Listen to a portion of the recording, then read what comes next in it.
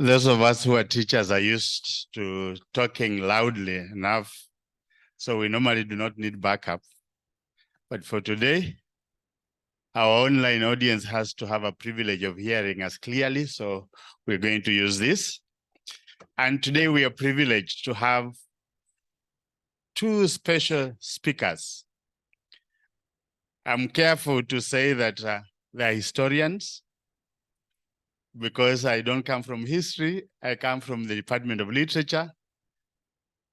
I'm in performance, and I'm privileged to be introducing two performers today. Grace Wangari, who is an avid performer, narrator. She's toured in different countries just to practice this art. Then we have Sven Kacirek. I hope I pronounced his name right.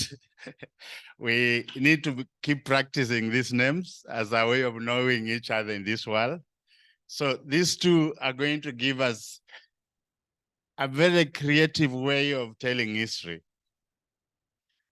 Today we explore new mediums of passing messages. And I don't want to dilute anything. In performance, we prefer that we watch and understand through performance, not explaining about performance. Ladies and gentlemen, I welcome you to this session. My name is Kimingichu Abende from Department of Literature. Let's enjoy the performance before we have a discussion about it. You're welcome.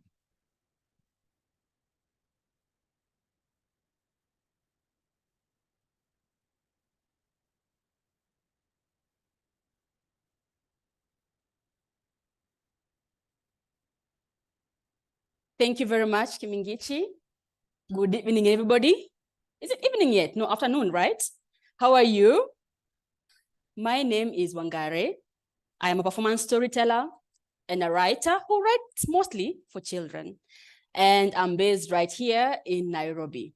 And it's really a privilege for us to be doing this with you guys here today. And over there is my colleague. His name is Sven Kacirek. He is from Germany, and he was born and brought up in Hamburg. I think to start us off, we can all agree that Africa as a continent is really huge, right? Isn't it? But let me just give you a few examples, just show you how big this continent is. And I ask you to come with me over this side to this map.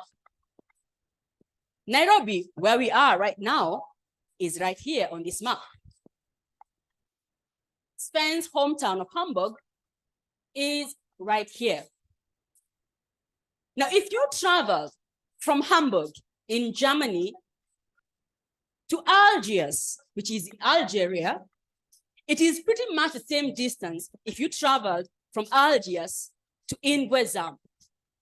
The only difference is that both Algiers and Ingwezam are two cities in the same country.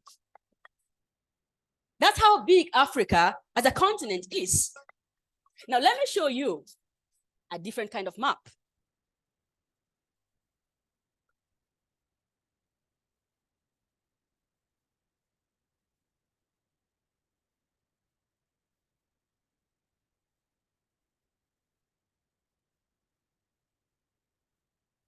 Yes, you can take the whole of USA, the whole of Germany, Spain, France, Portugal, China, and India, and they would fit on the African continent.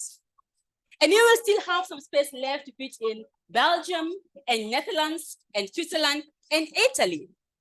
And still have some space left on the African continent to fit in Japan and Great Britain. That's how big Africa as a continent is. But Africa is not just huge in size. No, it is also incredibly rich. We've always had gold and diamonds and copper and iron and rubber and so much more. And the story that we show you today is how Africa's riches were robbed and stolen by foreign powers so many years ago.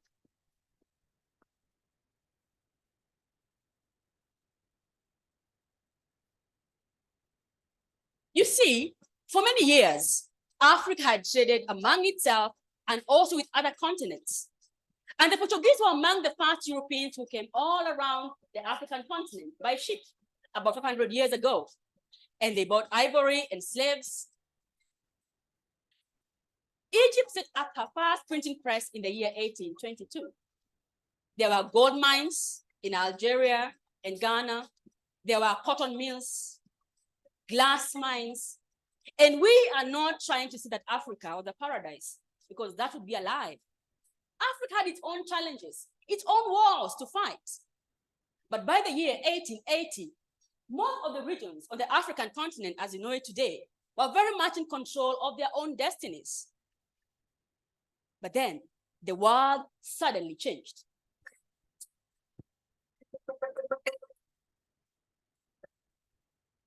Europe had entered the age of industrialization, and this saw many industries coming up. And these industries produced different kinds of goods and products. Well, no, Europe had a problem. They needed raw material to produce all these goods and products. So for instance, they needed iron to produce cars and bicycles. They needed copper to produce electricity grids, cotton to produce more and more clothes, and of course, oil to run all these new machines. Now, the issue was that these raw materials were not available in the required quantities on the European continent. And so Europe did what anyone else could and should have done. They sent traders and explorers around the world. And when they came to Africa, they realized that what they were looking for was available and in plenty.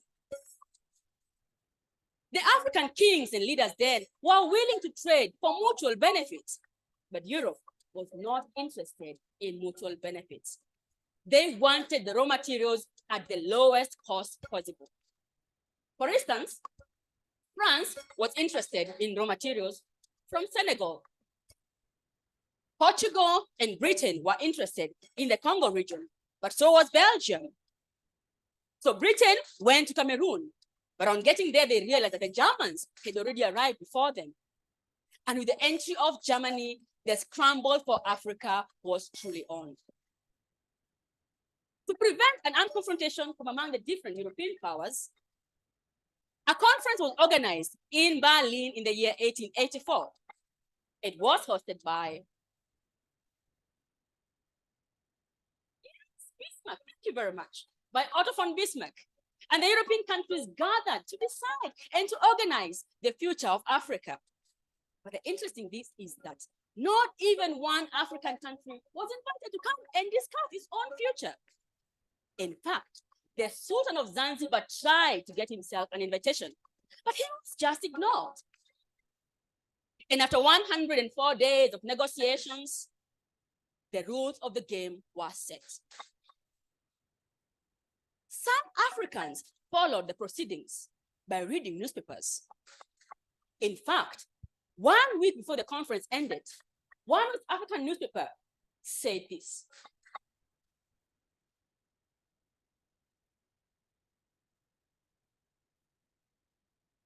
the world had perhaps never witnessed robbery on such large a scale. Well, let's see what they could have meant by that. But like I said, I'm a storyteller. That means I talk a lot. And of course, I need energy. And I love chocolate. So please allow me a minute to just enjoy some chocolate, right?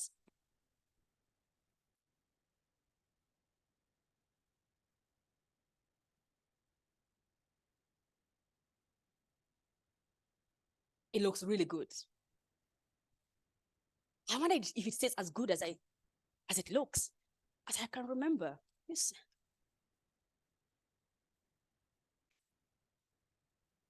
It does. It's really good, I have to say. Okay, maybe one more bite, all right? Just bear with me.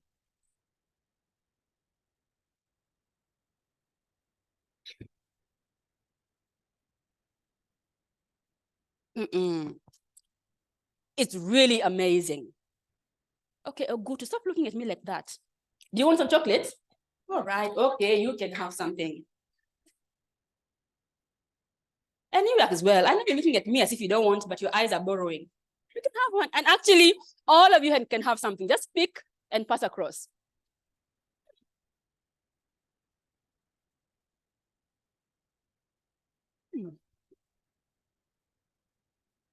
Really good.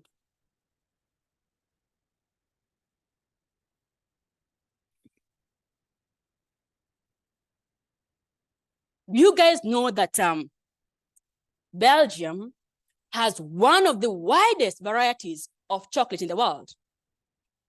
They do. In fact, they have a specialty from Antwerp. It is called Antwerpense Hinges, hands from Antwerp. And it looks just like this.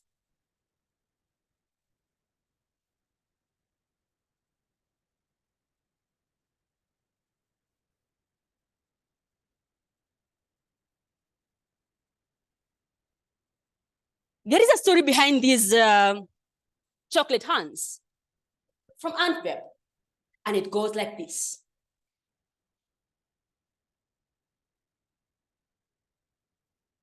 There was once a giant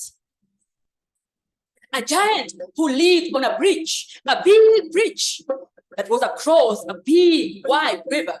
And he was a good giant, no, for the giant charged attacks for any boat captain who wanted to go from one side of the bridge to the other side with their boats. And if a captain didn't want to pay any tax, the giant would take his sword and chop off the giant's hand, chop off the captain's hand and throw it into the water. And this went on for a long, long time, for many, many years. Until one day, a young soldier, Silvius Bravo, came and challenged the giant into a fight. And they fought for hours and hours and hours and hours on end. It was a really, really long and blood war. But finally, our young man won. Oh yes, the soldier won. And to mark his victory, he too took his sword and chopped off the giant's hand and threw it into the water. That's the story behind these chocolate hands. And maybe that's why people find these hands from Antwerp very funny. But it's not funny because there is another story. This story also involves Belgium. And while the first story I told you is a myth, the second story is true. And the second story also involves chopped hands.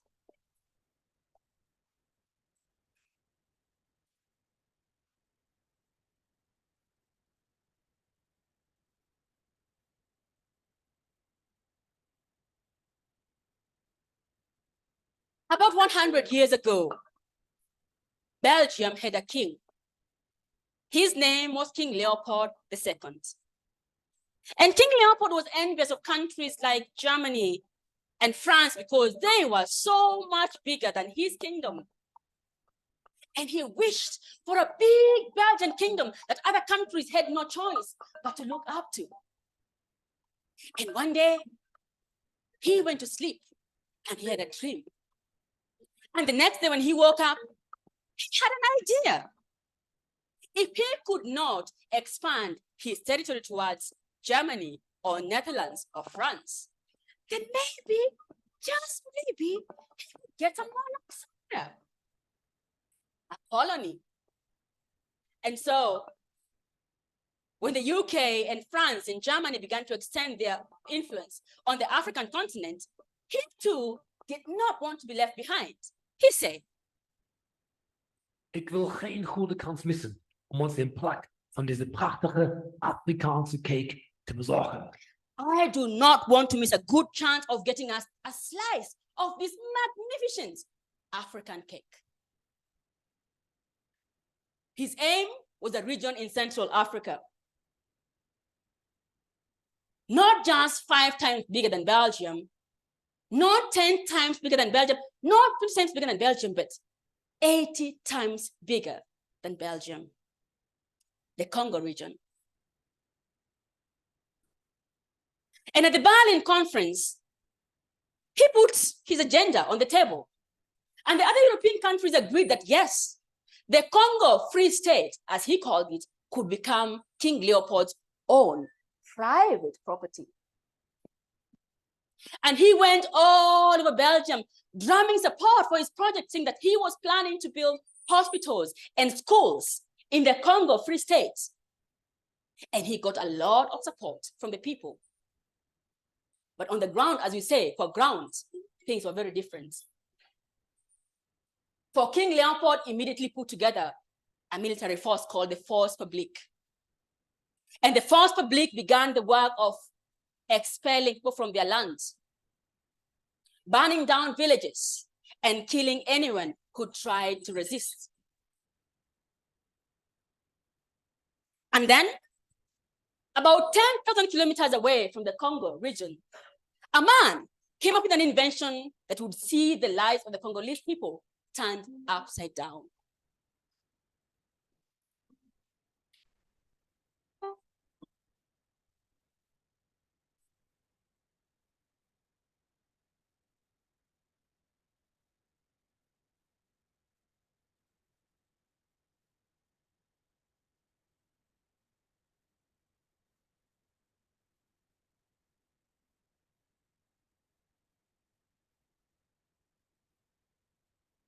A rubber tire. The man who invented this rubber tire was an Irishman called John Boyd Dunlop. And his invention was an instant success because it made riding and driving so much more convenient and comfortable. But what an invention by an old man in Ireland have to do with people in the Congo region, 10,000 kilometers away? Well, the answer is what brings us straight back to the Congo region. Rubber grows on trees. And at the end of the 19th century, there was no other place in the world that had as many natural rubber trees as the Congo region. And King Leopold decreed that all the rubber in all the forests in the Congo Free State belonged to him. And the Force Publique forced the men to spend hours and hours every single day out in the forest getting rubber. And if you didn't bring the required amount per day, then you were punished. Some men were beaten, others were shot, some were hanged, and some lost a hand or a foot. And sometimes the Force Publique even punished the families of those men who didn't bring in the required amount of rubber. Their wives were brought out in public, they were beaten, they were humiliated. Life in the Congo Free State was a pure nightmare, hell on earth. And on the other hand, King Leopold became one of the richest men in Europe. He built palaces and avenues and streets in Belgium. And he still had so much support because they believed that their king had benevolent motives. Now, there was one man who would have the world know just how badly King Leopold was treating the true owners of the land.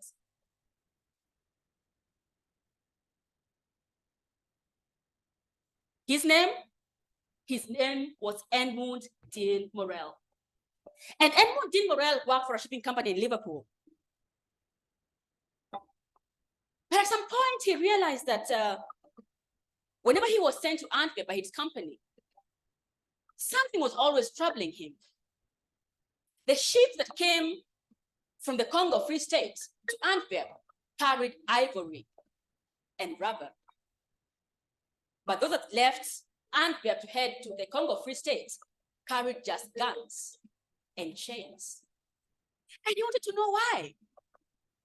So he asked people who had been to the Congo Free State to share their stories about their experience there. And what he heard was so horrifying that he wrote an article in a local paper about this. But he felt that just writing one article was not going to be enough. So he asked guys who had been to the Congo to write their experiences. And he began his own weekly newspaper called the West African Mail. And here he would chronicle everything that he was learning from the Congo Free State.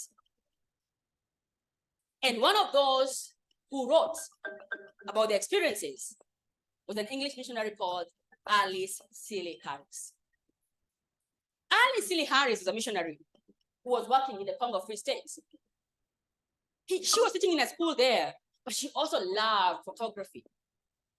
And with her photos, she captured just how life was in King Leopold's Congo Free State. One of her most famous photos shows a man sitting outside on a veranda, holding his chin in his hands. In front of him lies a chop of hands and a chop of foot. And this is what Alice Seeley Harris remembers about this photo. Nsala hadn't made his rubber quota for the day, so the Belgium-appointed overseers had cut off his daughter's hand and foot. Her name was Boali. She was 5 years old.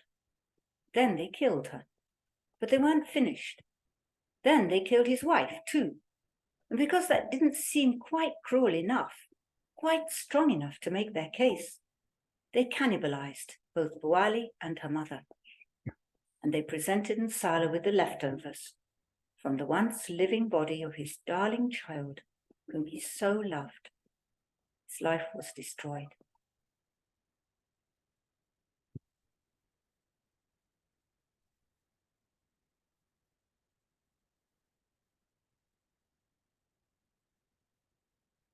Morel published these photos. And King Leopold's popularity began to wane. And finally, he had no choice but to give the administration of the Congo Free State to the Belgian kingdom. He would die a year later, but the brutality of the colonial rule by Belgium in the Congo Free State didn't come to an end. 60 years later, after a long struggle, the Congo finally got independence. And on June 30th, 1960, a big ceremony was held to celebrate this day. And the new king of Belgium, King Baudouin, was invited to come and grace the occasion. And when he stood to speak, this is what he said. L'indépendance du Congo constitue l'aboutissement de l'œuvre conçue par le génie du roi Léopold II, entreprise par lui avec un courage tenace et continuée avec persévérance par la Belgique. The independence of the Congo is the result of the task conceived by the genius of King Leopold II. A task undertaken by him with courage and tenacity. Now, in the audience sat a young man who had sacrificed his life for the independence and the freedom of the Congolese people. He was quite a young man, but had actually been made prime minister of the new Congo state just a few days before this. And his name?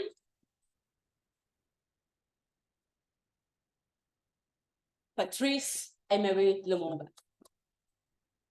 And Lumumba sat there and listened to what King Baudouin was saying. And even though he wasn't slated to speak in the ceremony, as soon as the king sat down, Patrice Emery Lumumba took to the stage. And what he said is remembered by many to this very day. He said,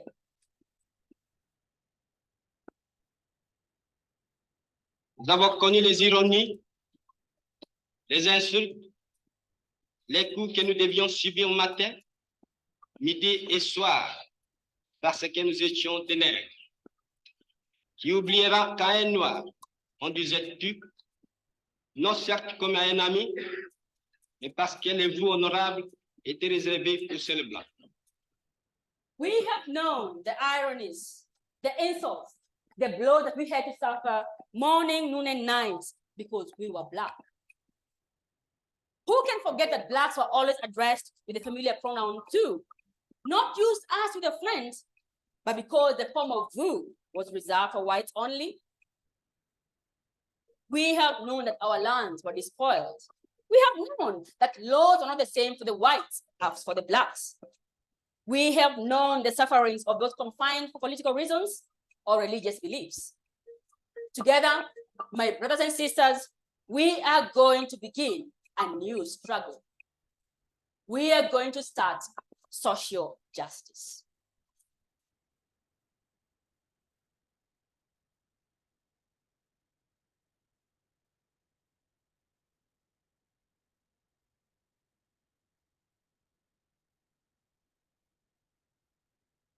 On hearing these words, King Bedouin marched out of the room. He was angry that Lumumba had spoken about the suffering of the Congolese people under Belgian rule. 6 months later, Patrice Emery Lumumba was dead. He had been captured, tortured, and killed brutally. The Belgian kingdom itself was involved in his killing. And even now, thousands of Congolese people are still living under horrible conditions, many of them still working in coltan mines to extract tantalum, a raw material that is used in making smartphones and computers. I have a smartphone, and it is highly likely that my smartphone contains tantalum from the Congo. I know Sven has one, and if you have one, and you have one, and they have one, it is highly likely that all our phones contain tantalum from the Congo. Well, let's finish this chapter by letting you listen to a poem by a Congolese woman about life under colonial rule. Unfortunately, we don't know her name. And also the poem is in Lingala, one of the languages spoken by Congolese people. I don't know if any of us here speak Lingala. Well, the good thing is that we are human and we have imagination and we have ears. So I hope that the sound of her voice might just give you an idea of how life was under Belgian rule.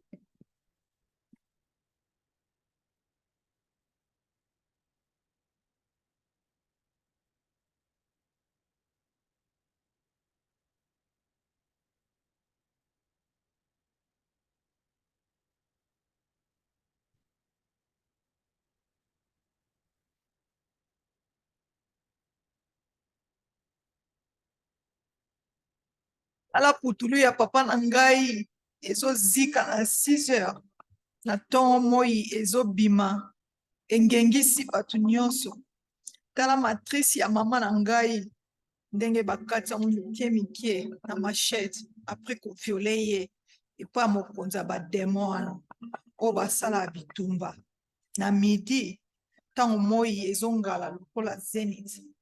Tala reste ya pauvre leki na nga mobali oyo bapanzi yango na makasi epai ya ndeko na nga mwasi na 15 heures baforce ye alingaki kosala yango te.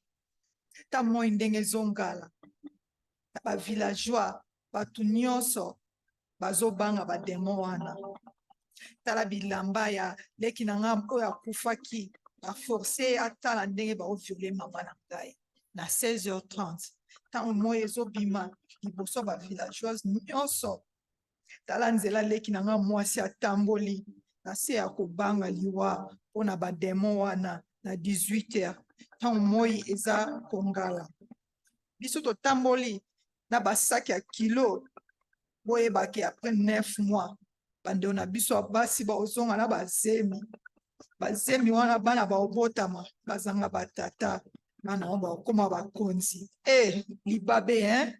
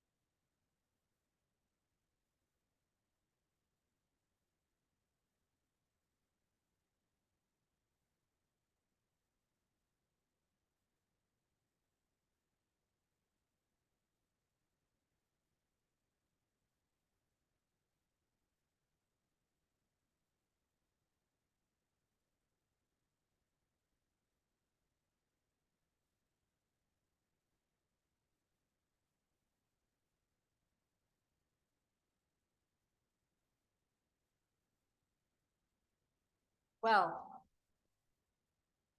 let's talk now about Kenya, our country. This country that we love and that we call home. In the year 1920, Kenya officially became a British colony. And of course, most Kenyans didn't like this. Their land was taken away. They were squeezed into small villages. They were forced to work on their own farms, but for the benefit of the British. There was a curfew, not because there was COVID-19 or something like that, but you had to carry a kipande, a pass that allowed the colonizer to determine where you could go, where you could live, where you could work. And there was also imposed a tax that had to be paid. And if you couldn't pay, whatever you had that was of value, whether it is land or your cows or your goats, could easily be taken away from you. Of course, many Kenyans didn't like this. And they protested in many different ways. The musicians composed music, talking about the injustice and the exploitation. Some formed trade unions to try and negotiate for better wages. Some formed political parties to try and fight democratically for what was theirs. Some wrote newspapers talking about what was going on. But when the British began to ban the trade unions, the newspapers, the political parties, the music, more and more Kenyans felt that it was time to take up arms and fight against colonial rule.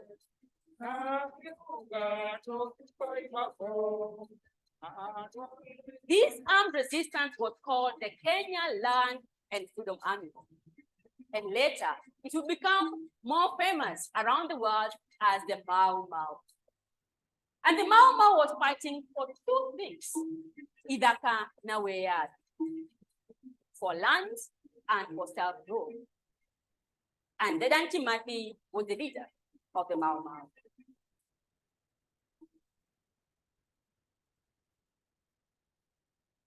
I know most of us are familiar with Kimathi's face. And with this photo because I've seen it even in Matatus. But who exactly was this man, Dedan Kimathi? He was born in Tege, a small village in Nyeri. His father had died a month before he was born, fighting in World War I. And at the age of 20, Kimathi himself, like many other young men, would go to fight for the British against the Germans in World War II. And like his father, he survived. And he came back to become a teacher at a local primary school. It is here that Kimathi would meet a woman who would change his life forever.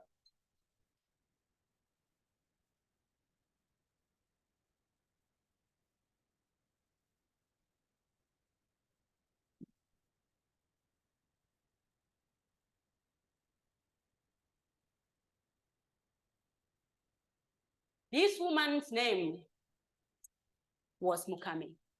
She was actually his student. And for the sake of being politically correct, I have to say that in those days, people went to school when they were much older.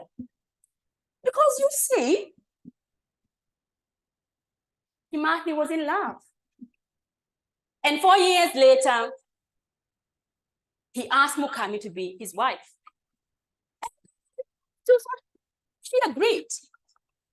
Now, I know that most of us who have been in this country for a long time know how it happens when you want to be married to someone. Of course, I think around the world, it's more or less the same thing, you know. Girl meets boy, they fall in love and they think, okay, well, I wouldn't really mind seeing this face next to me for the next, I don't know, years. If you're the romantic kind, maybe you go down on one knee and say, hey, will you marry me? If you live in Nairobi and you're more practical, you say, Sasa, why don't you live parenting? Why should we pay to rents? You know? But as you know, that's just the beginning, especially if you're marrying a daughter from the mountain. you have to go and visit the girl's family, especially the father, and ask for her hand in marriage. If she says yes, if he says yes, well, you have to pay a bride price. Cows and goats and sheep have to make their way from the young man's family to the young woman's family. And then you can have your wedding however you want it. Now, if the father says no, that's not really a good start to the marriage. And unlike now, 50 or 70 years ago, really, there was nothing much you could do about it. And so Kimathi, as a cultured young Kikuyu man, went to Mukami's father to ask for her hand in marriage. And Mukami's father said, no. Well, I have to say that he had very valid reasons. First of all, he didn't like the fact that Kimathi was speaking too loudly about the British and they need to go away and the injustices. For you see, Mukami's father was actually a home guard. He was a collaborator who was working with the British to oppress other Kenyans. So I think that's a very valid reason, right? And the other reason is that he didn't think that Kimathi was rich enough to marry his daughter. In fact, in his eyes, he thought that Kimathi was quite poor. So he said no. But Kimathi and Mukami kept on seeing each other. And when the father realized this, he went to the local court to report that Kimathi was infringing on his property. And of course, the magistrates were his friends, so they ruled in his favor. And it was said that he should take all the cows and goats and sheep that belonged to Kimathi. And he did exactly that. So the two lovebirds kept on seeing each other. And finally, members of Mukami's family pressured the father to agree to the marriage. And when he did, the two lovebirds celebrated. They went on to have 4 children together, but what they didn't know was that they were in for a rough ride.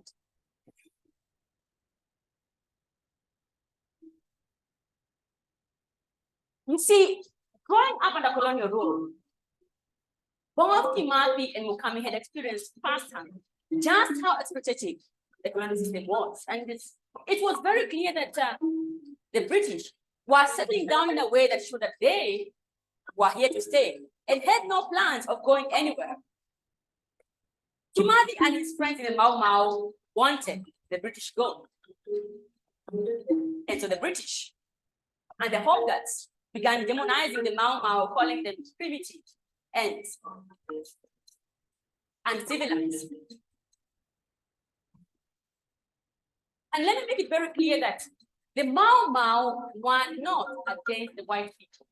No, they were against the exploitation and the injustice that the colonial regime had in the country. And in fact, some white people and some Indians, like Pio Gama Pinto, would actually join and support the Mau Mau. But the British wanted the Mau Mau gone. And so the Mau Mau had no choice but to go into the forest to fight. But even there, they held elections. Even there, they helped build schools and their own churches and libraries. And those who are left in the villages, the children, the women, the old people, also played their part in helping the Mau Mau. They gave them food, they gave them guns and bullets, and they gave important information. Absolutely.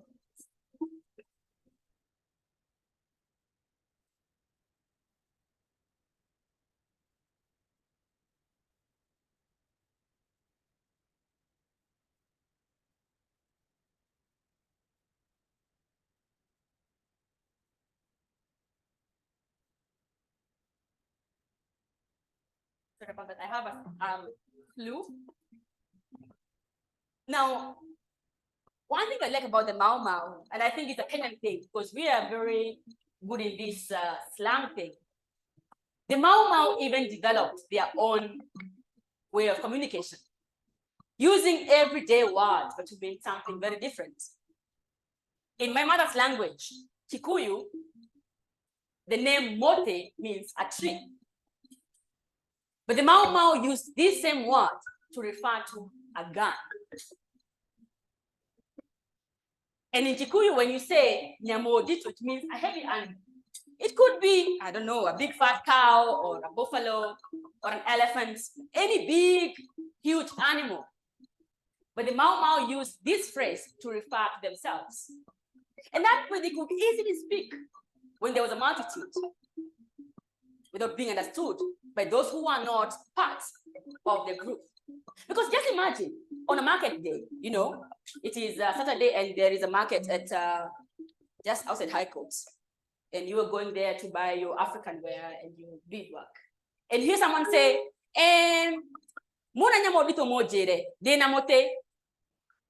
if you see a heavy animal, no, I have a tree.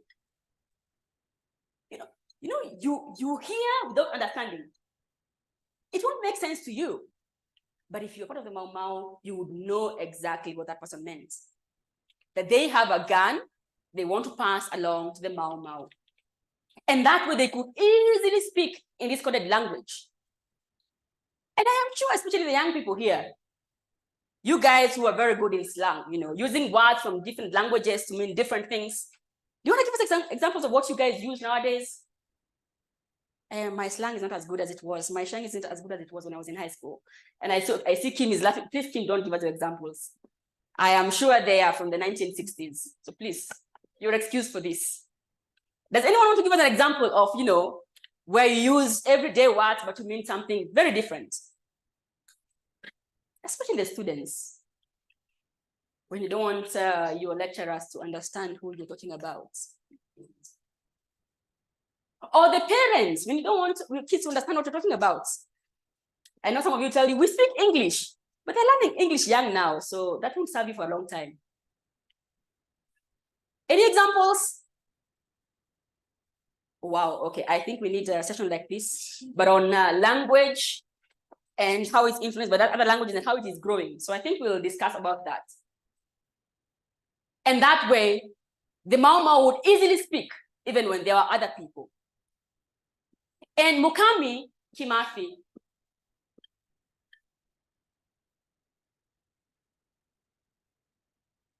who died just a few months ago, was actually by her husband's side in this fight for Idaka Naweyabi. First, she helped to recruit people to come and join the Mau Mau. Then she herself would go into the forest and fight alongside other warriors. And in the year 1953, she came to Nairobi. But even here, she kept on supporting the works of the Mau Mau.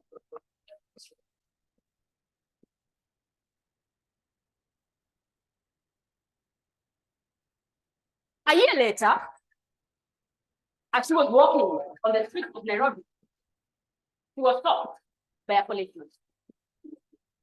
Hey, where are you going? Yeah? Where are you going? Where Where are you coming from? Where are you going? you where that emotion. Where are you going? Where are you coming from? Did I Where are you coming from? Can you speak English? Where are you coming from? Where are you coming from? Did I Where are you coming from? you where that emotion. Where's your Japan? Where's your Japan? Where's your Japan? Where's your Japan? Go Japan.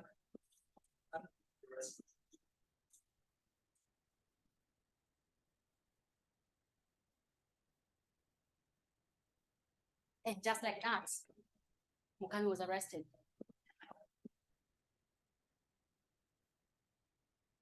When the policeman realized whose wife she was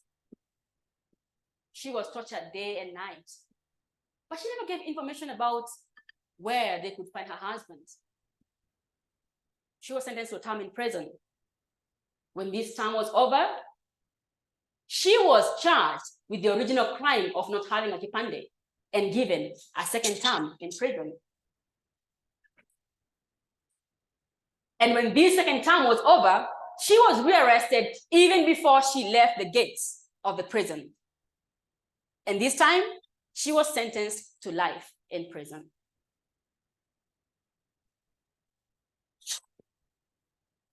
And one day, as she was walking back to her prison cell, she had an announcement. Attention please, attention please. This is an official announcement. Leader Kimathi, the leader of the Mau Mau, was shot and captured by a Home Guard in Wangari this morning at 7 a.m. Mukami just went to her prison cell and she cried. She knew that now that he had been arrested, he was definitely going to be killed. And a few days later, Mukami was brought to a different prison. Dedan Kimathi had spoken his dying wish. He wanted to see his wife one more time. And I can imagine that when Mukami entered the cell where Kimathi was, that he rose and with a big smile on his face, gave her a big tight hug. But even as they spoke, he said, I have no doubt in my mind that the British are determined to execute me. But if I should die and leave you and my family, I have committed no crime. I am a revolutionary who was fighting for the liberation of my country. And before she left, she was told that she could come back with their children the next day so they could bid farewell to their father. But the very next morning, her dreams were shattered.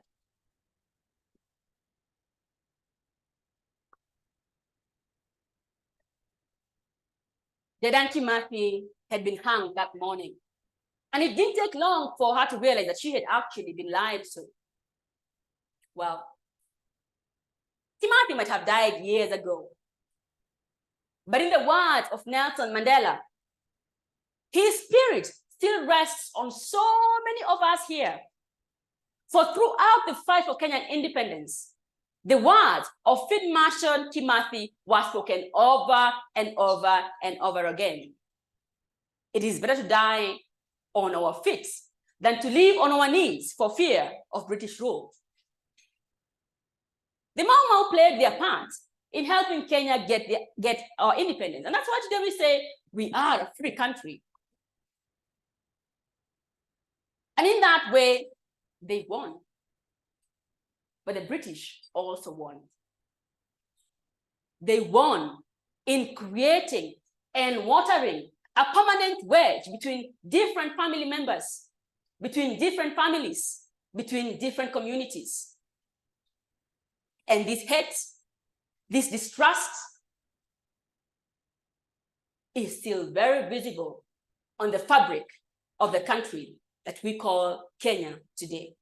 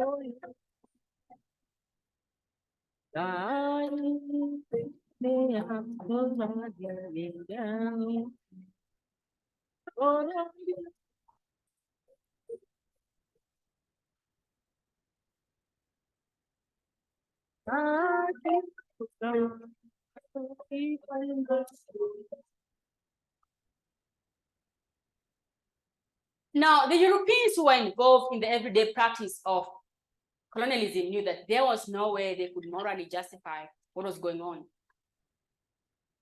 Expelling people from their lands, forcing them to work under horrible conditions, torturing and killing them if they dared resist. It was nothing but an unprecedented crime against humanity.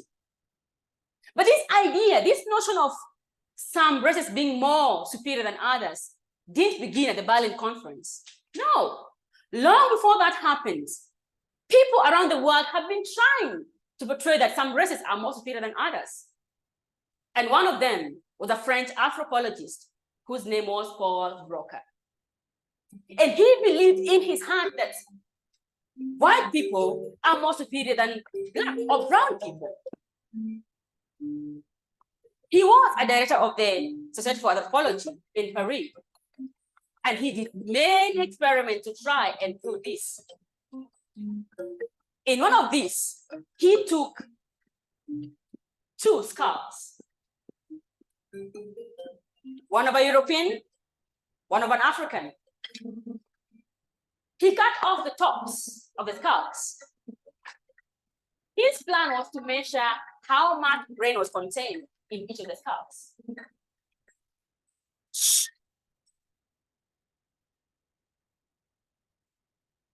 And he took balls, small balls,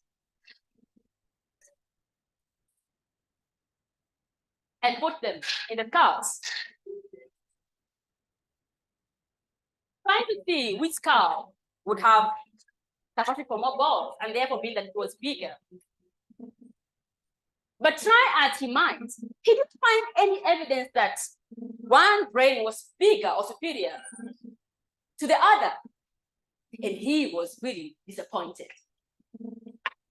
And even though his experiment had shown otherwise, he said that his experiment had proved that the brain of a European was much bigger, therefore making him more superior and more intelligent.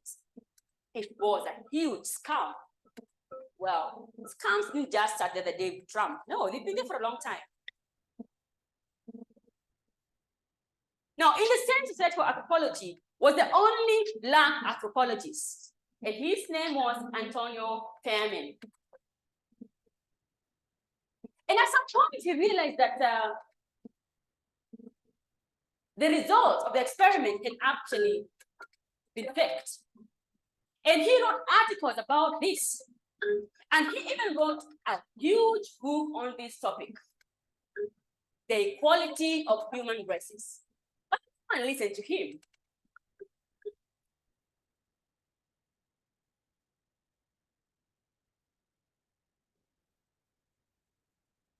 And using this fake result of the research as a basis, the then French president, Jules Ferry, declared that it is the role of the superior race to civilize the inferior races.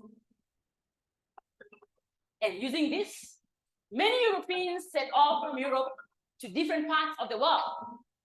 They call themselves missionaries, and they build schools, and they build churches. And they began the work of civilizing people.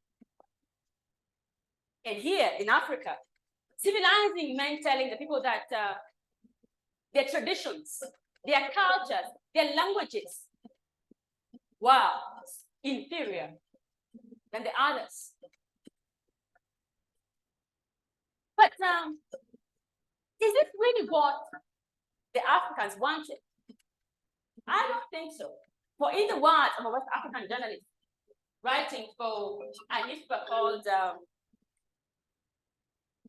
the Gold Coast Aborigines, he said, we want educated Fantis and not Europeanized natives. We simply want the education to enable us to develop and to improve our own ideas, our customs, our manners, and our institutions. Now, I have to say that not all missionaries are bad people. Remember about Ali Sealy Harris, who mentioned the story about Congo, right? But most of them would treat the guys they came into contact with really badly. Here are the words of a 12-year-old girl from Namibia about the missionaries that she herself would encounter. The missionary says that we are the children of God like our white brothers, but just look at us, dogs, slaves, worse than baboons on the rock. That is how they treat us.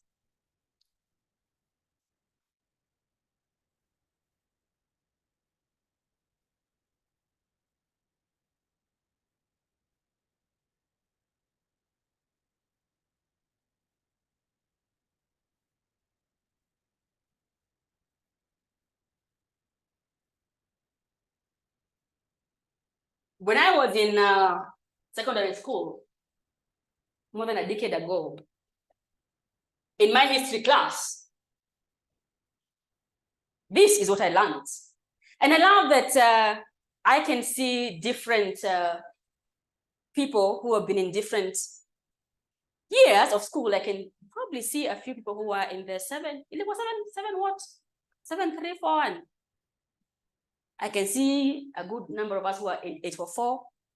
And I can see also the pre-CBC post-844 here.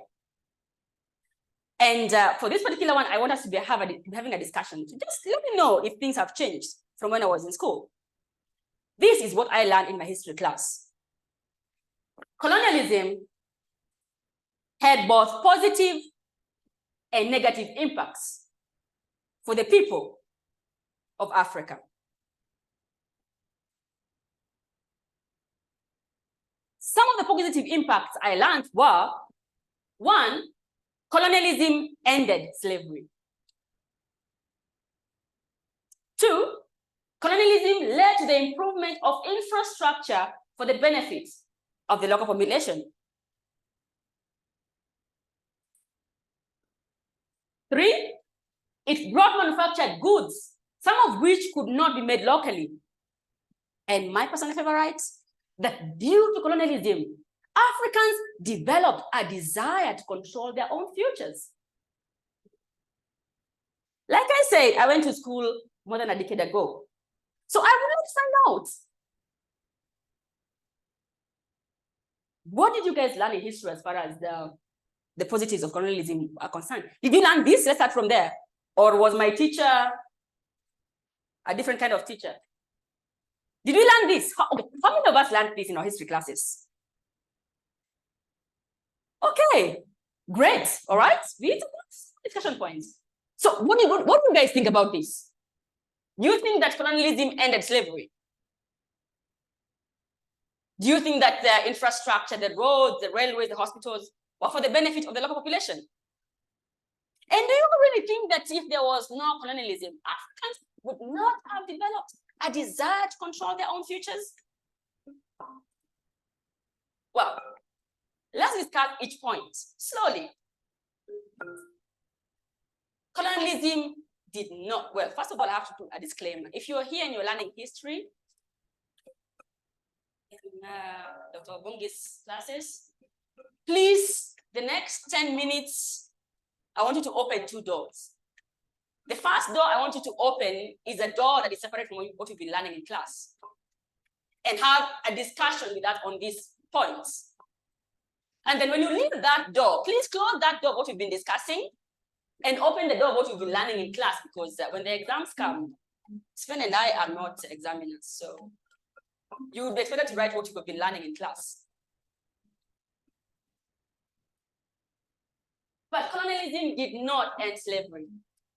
In fact, it just introduced a different form of slavery where the Africans were working on their own farms, on their own land, but for the benefit of the white people.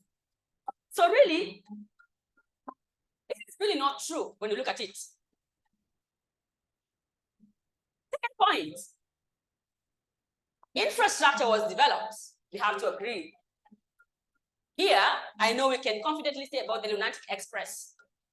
We can talk about schools, missionary schools, and hospitals that are still standing to this day. But what for the benefits of the local population?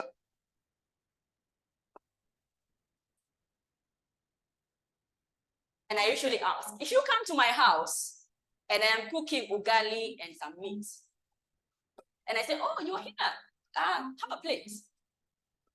Was I cooking for you? The roads and the railways were built to export the resources from the African countries as far as possible out of the harbor cities. And that is why the building of an inter-African infrastructure was really not there. And if you look at the railway, where does it start? Anyone? Where does it start? At the coast and ends? I believe the British gave us the boundaries we have. So why don't we have the railway going to Mandera or Turkana on the other side? And let's not forget that the railways especially, were not built by the white people. They were built by Africans and Asians who worked under hostile conditions. It is said that 2/3 of those who worked on the railway in Namibia died due to the harsh working conditions. Hospitals. And please come with me to the 1930s, to Nigeria. In the 1930s, the colonial regime built 12 hospitals for the white people and 54 hospitals for the Black population. Impressive numbers if you look at them, until you break it down this way. The 12 hospitals were serving 4,000 Europeans. That's about a hospital serving 330 people. And on the other hand, the 54 hospitals were serving, let me just read so you don't think it's my numbers, 740 million Africans. That's about a hospital serving 740,000 people for the benefit of the local people. And let's not forget that under colonial rule, it was very hard for Africans to get into some professions. And medicine was one of them. If you go to Mozambique, after more than 60 years of colonial rule, by the time they were leaving, there was only one African doctor in the whole country. And I want to believe it is not by lack of trying. So really, this is not true.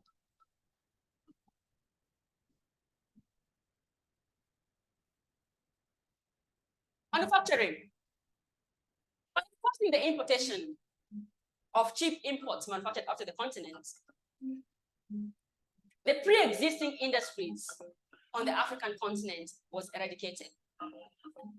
Let's not forget that before colonial rule came, Africans were having materials to build their own houses.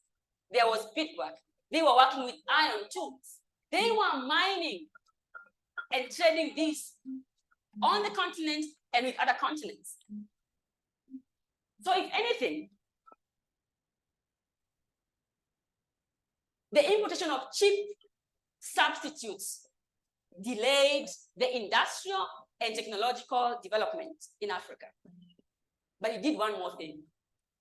It excluded Africans from the more lucrative industries, like mining.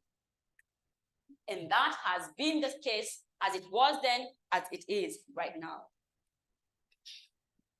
And the argument that it takes colonialism for Africans to develop a desire to control their own future, I mean, it's laughable, right?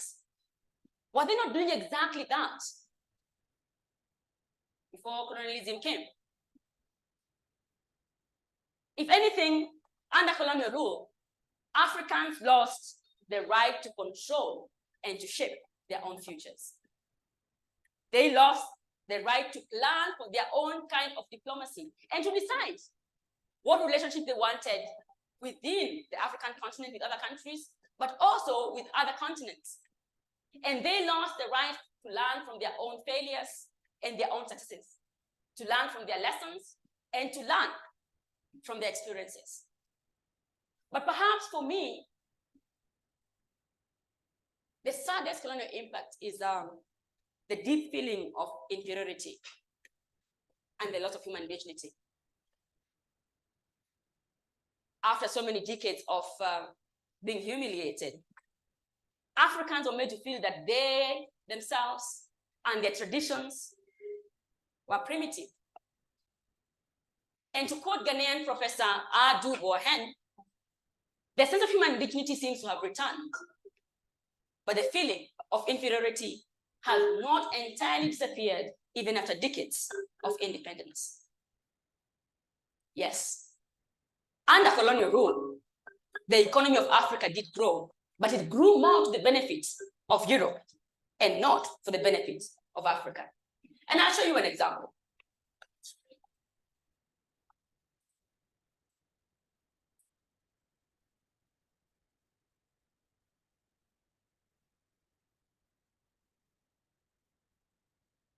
Diamond over here. Well, I think diamond, but still. Please don't follow me after this. It is fake, I repeat. But imagine it was a real diamond. For the price of a diamond like this, I believe I could get myself a couple of apartments here in Nairobi. And if you're into cars, you'd get yourself a couple of flashy cars, even a Tesla. And if you are in the Mubaba phenomenon, please, I'm sure with this kind of money, hotcake. I mean, diamonds are really expensive. But why are they expensive? First of all, they are quite rare. And they're also really difficult to find. To get a diamond like this in the shop, many people have to be involved. First, geologists who will find out where the diamonds can be found. And then you need people to dig deep under the surface to get the raw diamonds. And then the raw diamond has to be cut and polished. And of course, salesmen have to be available to sell the diamonds.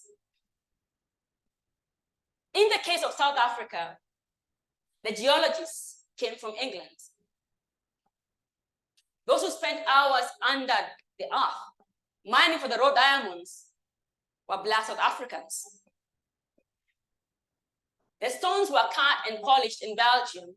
And of course, many of them were sold in Europe. So many people involved, and all of them had to get paid. I don't need to tell you who was paid less. It was the Black South Africans. Even though they did the hard work of extracting the raw diamonds from the ground, even though the diamonds are found in their own country. So, from us, any so-called positive effects of colonialism was merely a way of the colonizers trying to make their stay on the continent more comfortable. Whether to get a more learned population to work on the industries for their own health and well-being, and to extract the raw materials as fast as possible from the lands that they were working on. From an African perspective, colonialism should be seen as a period of ruthless exploitation and wasted resources. And unfortunately, the colonial era was the most decisive for the future of Africa, and its aftermaths are still very visible on the African continent, so many decades after the last African country got its independence. Well, we've come to the end of our presentation. And I think I'll have some water, and then we'll come back and you can ask us as many questions as you would want. Thank you guys so much for listening to us.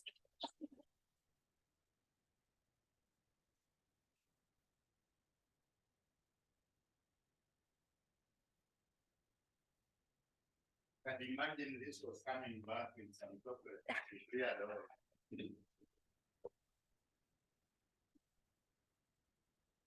I'll also try to be oral so that I don't look at the north side too because of what she was doing. First of all, let's appreciate them.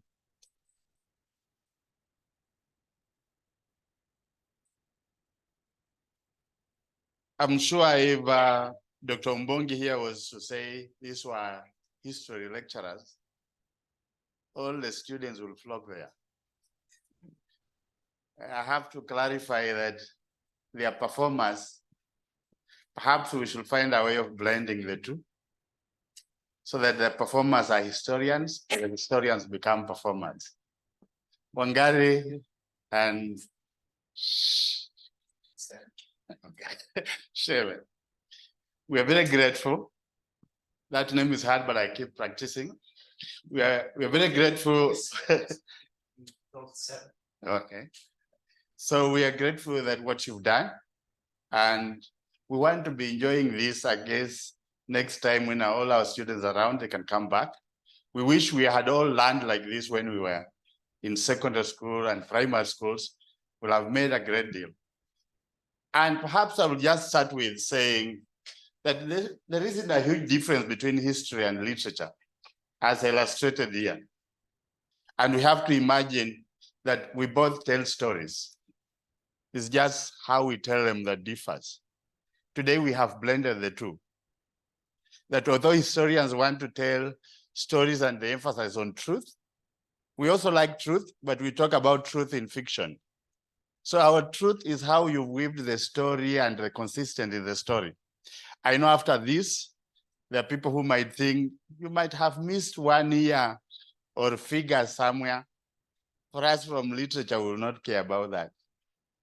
If it made us feel something so nice about what you said, it made us feel for the people whom you represented in the stories, that is good enough.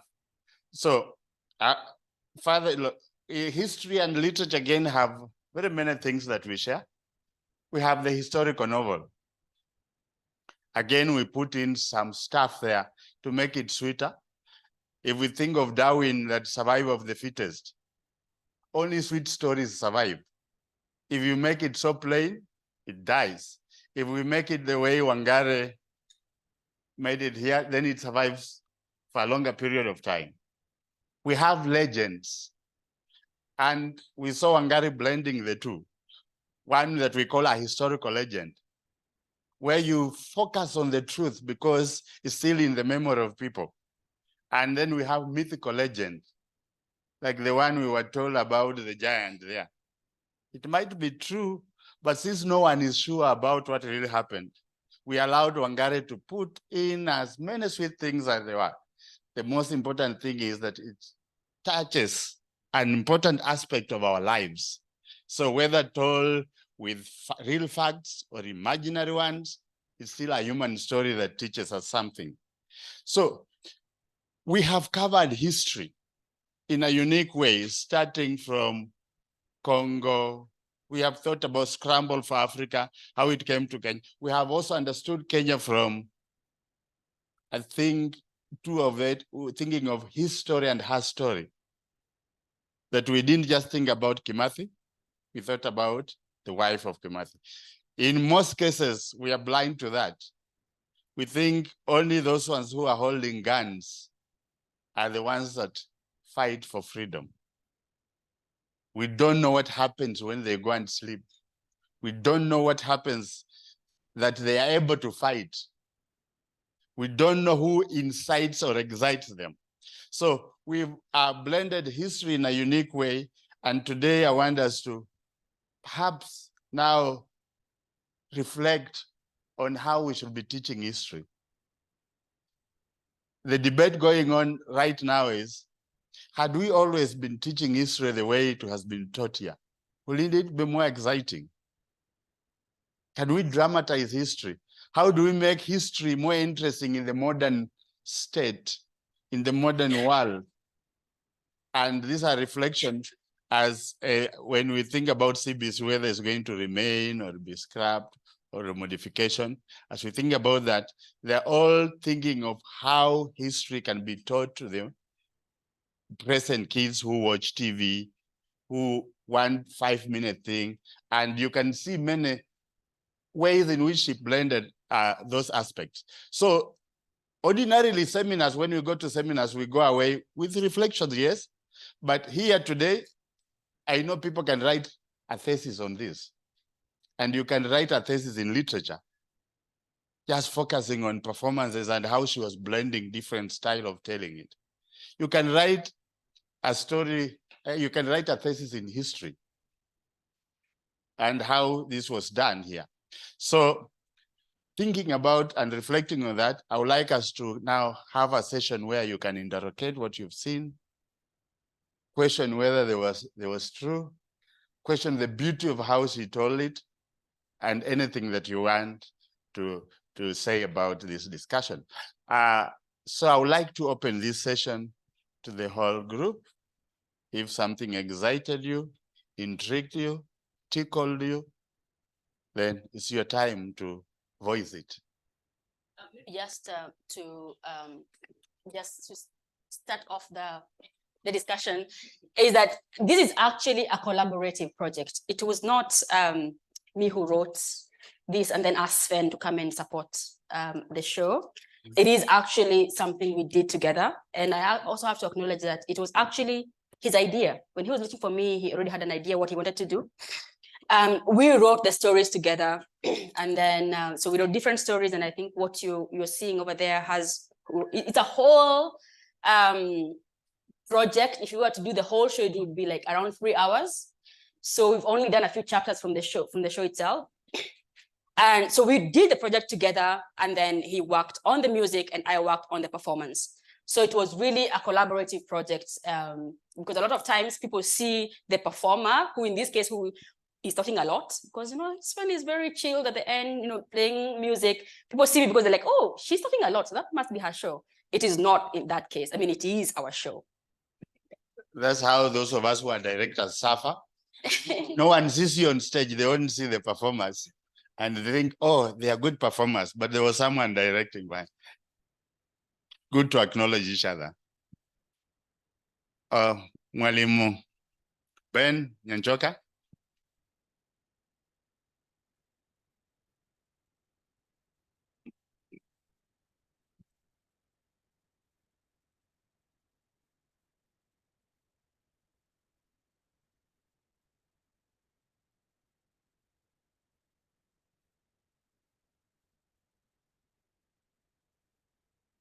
Yes, Mwalimu Ben. Yes. Since you are seated, people think you are a very small person. Okay.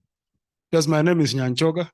I am a mwalimu as Kimengich, as it put it.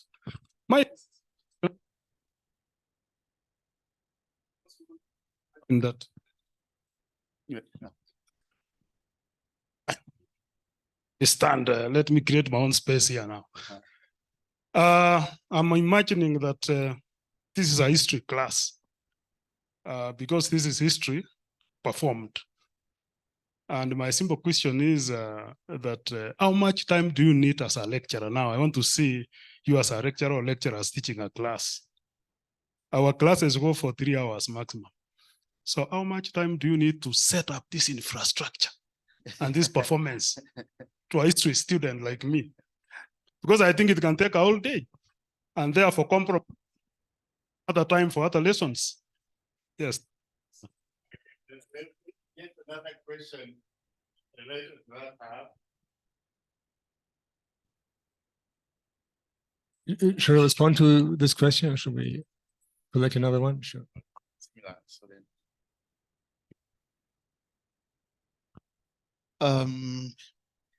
Thank you, Grace, and thank you, Sven. Is that the pronunciation?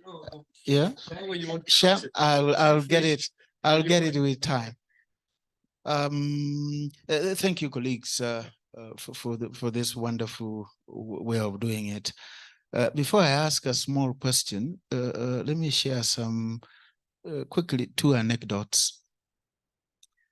As a young PhD in 2002, I just came back to the country, and I went for an interview in a Christian university, very Christian university.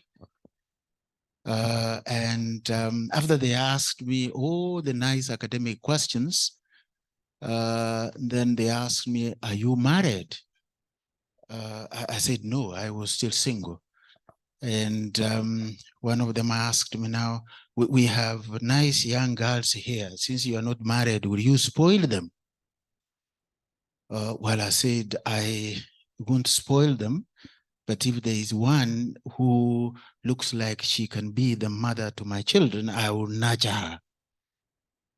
I failed the interview on the basis of that question, and I did not get the job. Grace, I wish I knew that Mukami was Kimathe's student. I could have used that potent example to tell them that students, actually teachers marry their students. I didn't know that, and thanks for letting me know. The next time I get that interview, I will answer the question correctly. The second one is a growing up young boy. I was taught history that the first man to see Mount Kenya was Johann Ludwig Kraft. Then I was told the first man who discovered River Niger was Mungbak. You know, the man who discovered Lake Victoria, you remember Henry Morton's tunnel and speak. And I could repeat that and walk like somebody who knew something. But at some stage, I wondered, there were Africans living around Mount Kenya, around the Niger. You mean they were so daft that they could not know that this is a river, this is a lake, and this is a mountain, until some men came thousands of kilometers away to remind them, oh, by the way, here is a mountain. Thanks for correcting that, and as you continue correcting our young minds, thank you very much. Now, you know, those of us who are trained historians, and this is my small question, we always see didactic value, you know, the teaching value of historical discourse by standing before the class and you know, formulating and crafting those nice sentences in the English some of us learned in England, and then we think we have actually taught history. I've now learned that we can engage in historical discourse in a different format, and that is a lesson I'm picking from the session today. Out of that, then, Grace and my brother here, I just ask, from your own perspective, what could you say very clearly in terms of 1, 2, 3, 4 are the advantages of teaching and discussing history in the form of performance compared to the most conventional way that those of us who are trained historians do it? Thank you. As you respond to that, I know Nyanjoka has asked about how long it takes to set up. But for me, I'm more concerned, how long did it take you to rehearse for the performance? Yeah, I think these two questions are also linked to one another. So it took a long time, and honestly, it wouldn't have been possible without the pandemic. So this is very much a pandemic project, because Wangari and I, so the background of this project is basically, it's this book by Walter Rodney that probably you all know, How Europe Underdeveloped Africa. And when I read this book, I thought this book must be on the curriculum in German schools. But of course, it will never be on the German curriculum. So that's why I thought, okay, probably art can help out. So art can step in, and it's possible to turn this book into a performance. And I thought about like a shadow play or something. But then I thought, oh yeah, storytelling makes so much more sense, because as you all know, it was in most regions on the continent, the most popular performance technique before the colonial times. So that's why I thought, okay, it makes sense to go back to this technique. And then I Googled storytellers Nairobi, and I found Wangari. So, and then we met, and then 3 days later, I think the lockdown started. And then, I mean, I had so much time. I couldn't play any concerts, no recording sessions. I had so much time. Not a lot of money though, but a lot of time. So, and that's why there was just time to read and read and read and read and read. And I, because yeah, I'm not a historian, I'm a musician, I'm a composer. And I was always shocked when I read this. I think the example that I picked up was the distance between Edinburgh and Algier is like pretty much like between Algier and Inguzam. So I thought, really? That's impossible, right? And all these countries that fit in the country, really? It's impossible. So yeah, it took a long time. And I think this also leads us back to your question. So yeah, of course, it is always call it like performative history lesson. But I think it wouldn't be possible to prepare such history lesson every week, right? Because it takes too much time, and that's a problem. But I do see also the value, especially for children. So usually we're performing this piece in front of very, very young children, aged 8 and above. even the chapter about Congo, which is very brutal. And especially the children, of course, it's very different from history lesson. You have these theater props, you have music, usually you have lights. And I think these techniques all help for the children to really dive into this, even though the topic is so brutal. So I think it really helps. And I think just reading it from a book or asking the children to read it from themselves would be very, very different, right? That's why also we have performed this piece also in schools, both in Kenya, but also in Germany. And my experience is that the children are very much involved, probably more than it was the usual conventional history class, right? I think in terms of rehearsals, my background is theater, so stage and television. And one of the things that I love about storytelling is that I'm able to play around depending on who my audience is. It's not, even if I'm doing a play that Dr. Kimingichi is directing, if I even change one word, like, whoa, Wangari, that's not how I wrote it, you know. So for me, storytelling, actually, the reason why I am now doing mostly storytelling is that I am able to customize a performance depending on who I'm telling. So am I telling to children? Am I in a university whereby, for instance, today you had a very key theme? Am I telling it to a family, which means that the story I'm telling, even if it's the same story, has to be told differently because you're catering to the different ages? And one of the things that we did after we did the writing is that we also, so Sven went on, we were like, okay, these are the stories we're going to work on. Because he went on the side to work on his music, writing music, composing it, and me performing. And I think one of the challenges I had is that here you're dealing with facts. And whereas I'm dealing with the myth of Gikuyu and Mumbi, then I can be able to embellish as much as I want, put in some hyperbole, downplay some things. Here, when you're playing with facts, so my main challenge was actually working with the facts, but not sounding that I'm giving a lecture, which also, you know, for me took a while to be able to craft that it's actually a conversation, it's a story we are telling. I am sticking to the facts, yes, but you know, it's still not carved in stone. We can actually have a discussion around this. And maybe to answer Dr. Mbongi's question, and I give you two quotes. There's two quotes that I love. And one says, before we learn to speak, we learn to sing. And before we learn to walk, we learn to dance.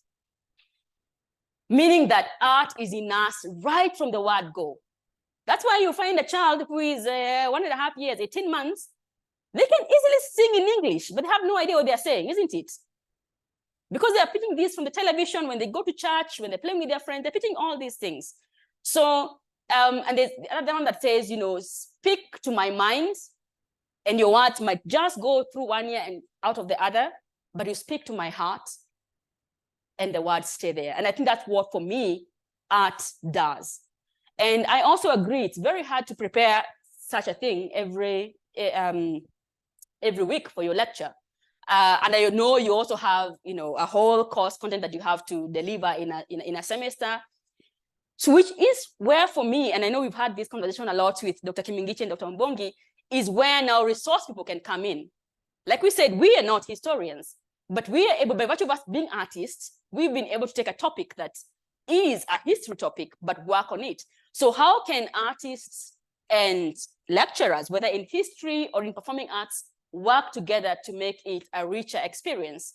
That would be my thing, in that you can actually say, okay, and because I work a lot, especially with schools, they will say this term we are learning about legends.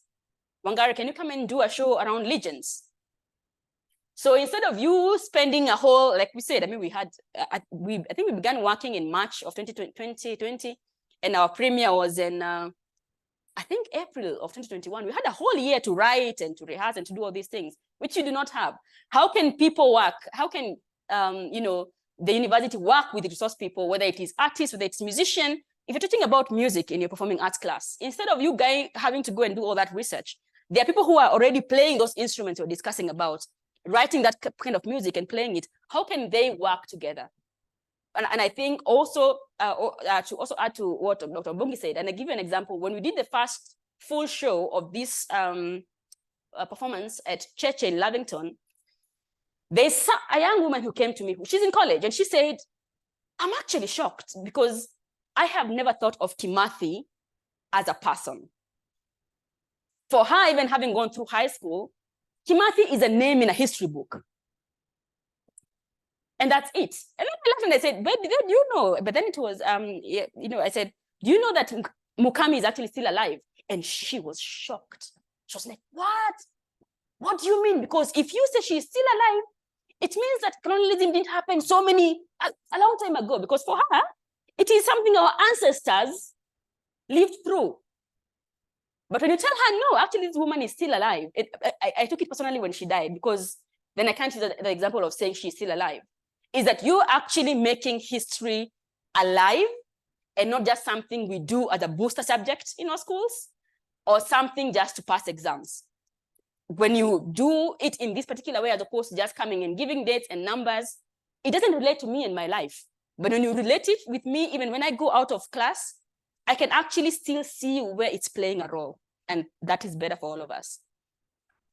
I think she's brought in a very important matter in where it concerns performance, what we call immediacy. I know some of you almost cried when you were watching this, when they were talking about torture and everything else. You almost felt those characters that were here. That's what we call immediacy. That imagination that you are actually there when events are happening. And that only happens in performance. So if you can spare some money and be inviting them, you give them a story in advance. I only wanted them to emphasize rehearsal so that next time you don't tell them we're paying you 100, but because you performed for 5 minutes, they will have rehearsed for 10 hours. Okay. Yes, Molimo.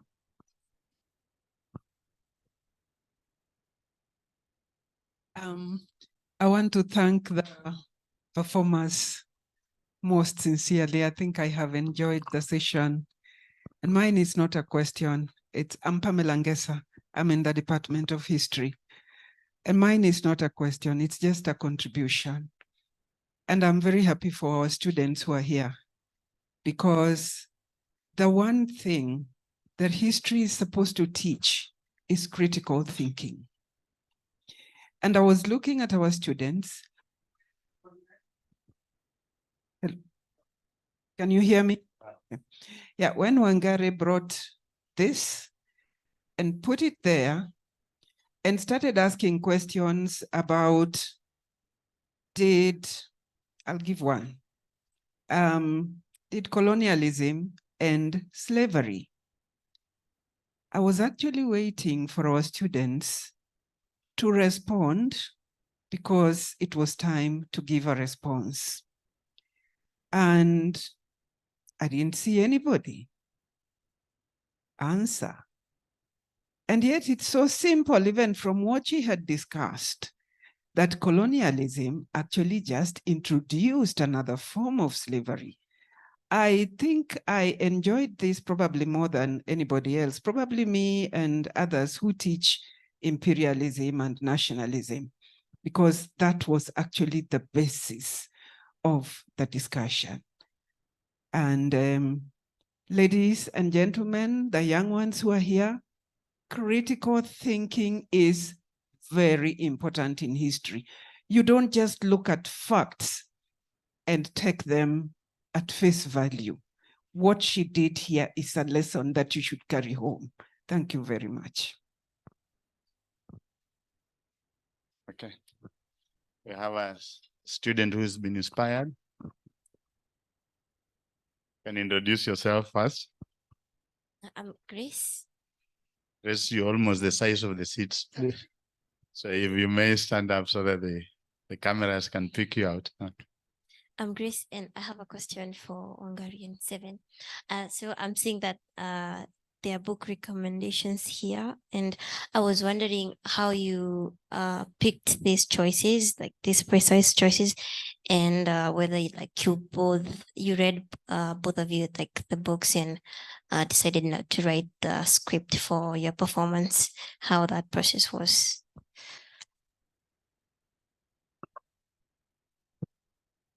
Other question before you respond.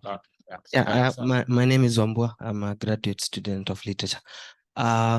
You just performed history, and I'm wondering, can performance as a way of teaching history move beyond the meta-narratives of, I don't know, it is Mama who did this, I don't know, it is Kimathi who did this, or do you just, or will it just actually be just a performance of what we already know, which we can always make the point that it's problematic? I don't know. That last part is very challenging. We'll respond, and then I will even wish to make a comment after that. Anyone of you to start off? Yeah, probably first to the first question. So yeah, of course, there are a number of book recommendations, also synopsis of each and every story that we have worked on. And there are stories also about South Africa, about Algeria, about Mozambique. So there are some sheets here. And so we sat down and we picked, I think, 6 countries. So we thought, okay, we have to do Namibia and Tanzania because these were German colonies, and we knew we would perform this piece in Germany. And then we also picked South Africa and Kenya and Congo. And yeah, and then it was just research, like finding books, and then sometimes you find a book and you get something out of it, but you realize, okay, I don't have enough information, or I don't have the information I need to write the story. And then you all know this process, and then you're looking out for another book and for another book and for another book. So for instance, Algeria is a good example. So initially I thought I planned to write a story around Frantz Fanon for children and his ideas and his theories. So I read a book, 3 books by him, then another book about him, and I still couldn't get to the point. I thought, okay, it doesn't work for children. And then at the end, I found a book that is also on the list by Zora Driff, who was part of the FLN. And I read this book and I thought, okay, this is the main source of the story, right? So it always took some time to find the right information. And but the books we included to this information sheet give you a good overview, right? So there are some books that contribute a little bit, and also some books who became really the main source of these stories. And then in the meantime, last year I wrote another story about Mozambique, footballer Mozambique also during colonial times, completely different perspective, also very accessible for children.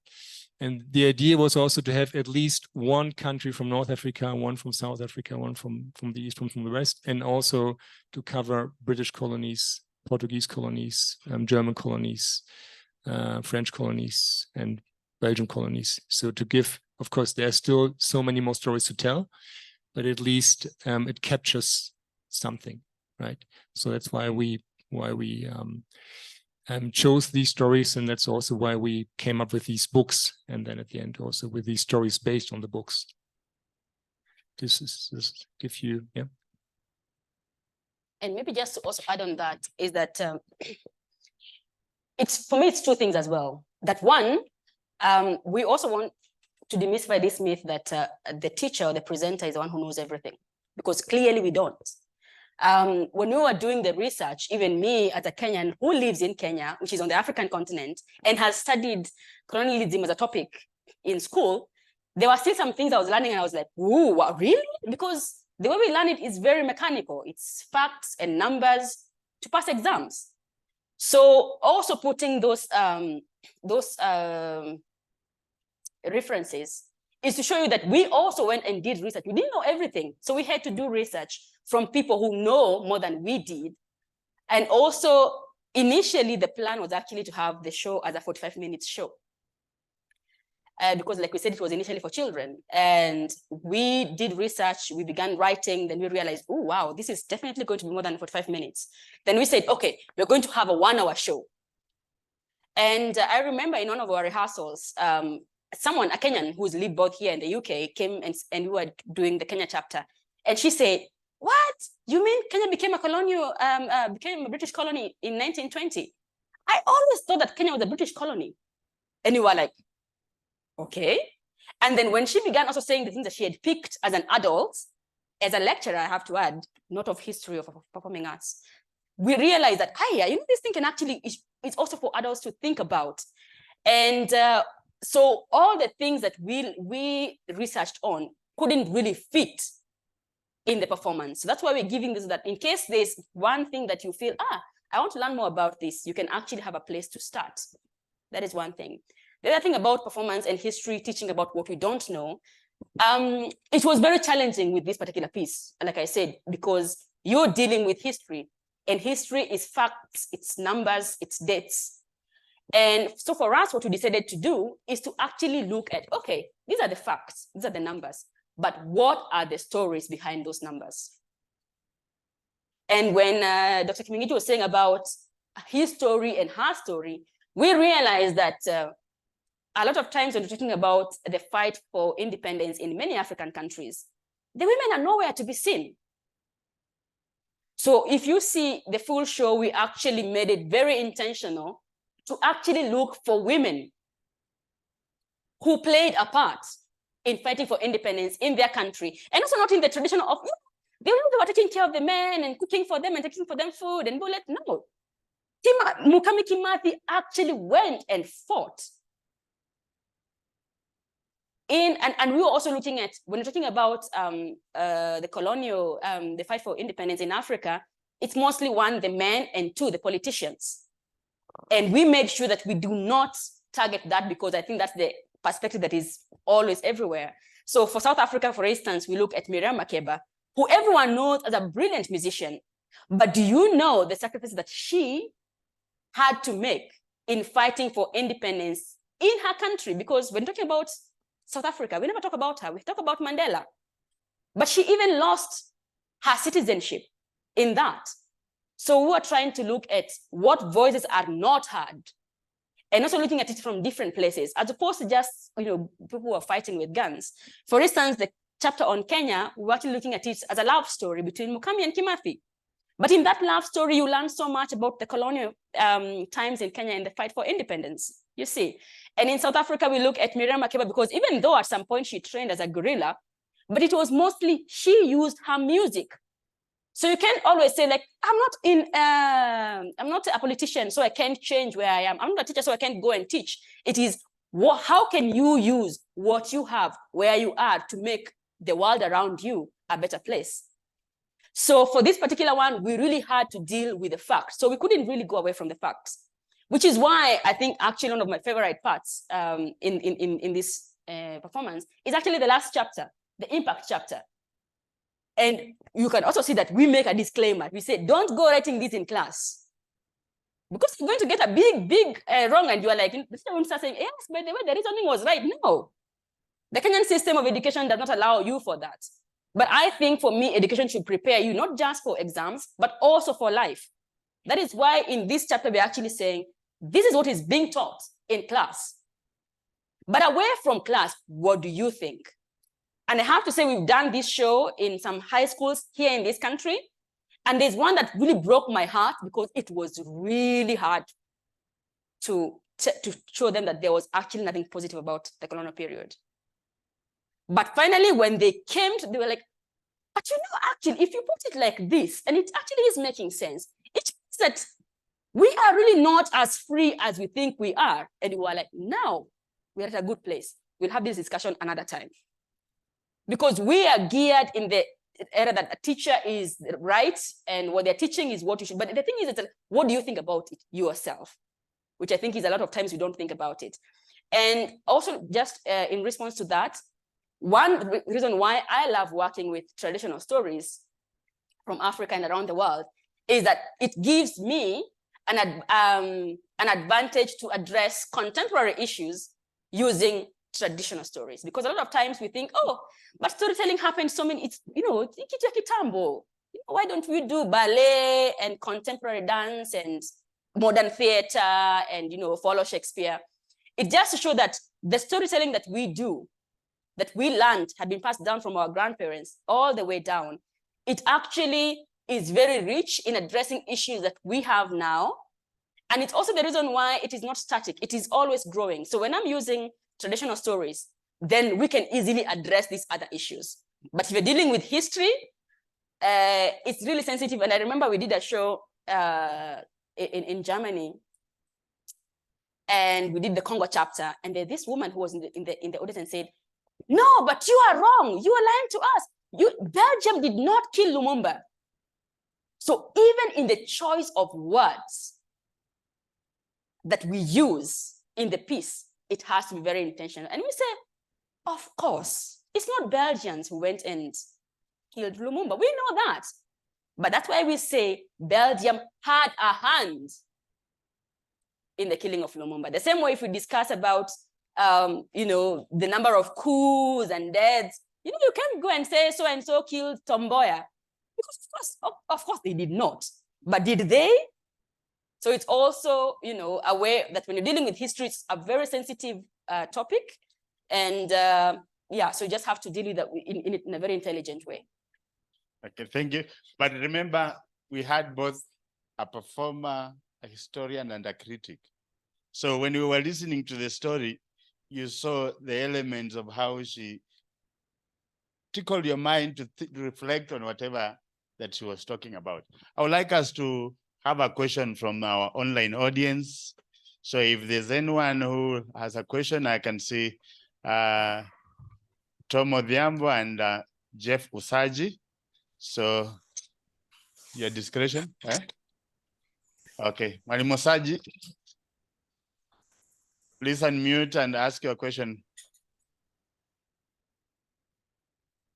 I hope you can hear me and you can see me well. We can hear you. Can. Okay, I want to appreciate both Grace and Sven for this innovative and fresh presentation. I'm actually drawn to the fact that they have constructed metaphors and symbolism that bring the two disciplines into a seamless cohesion. I remember the conversation I've been having with Dr. Umbongi about literature and history, and I saw the animation of that conversation clearly in this presentation. Now, in specific terms, I am interested in the similarity between the dream that Leopold had that led him to grab the Congo with that which Idi Amin had that compelled him to expel Asians from Uganda. In both dreams, I can see elements of megalomania and insanity, although they were enacted in different time spans. I can also see the extended symbolism of the cake. It reminds me of the greed that the colonialists had. But in this particular case of Leopold, this greed is interesting because he goes ahead to name or baptize the Congo as a free state. Yet we have been given serious anecdotes of how the Belgians were disembowelling, dismembering, torturing, and killing Africans in the name of civilizing, because we've read in history about the Belgians' civilizing mission in the Congo.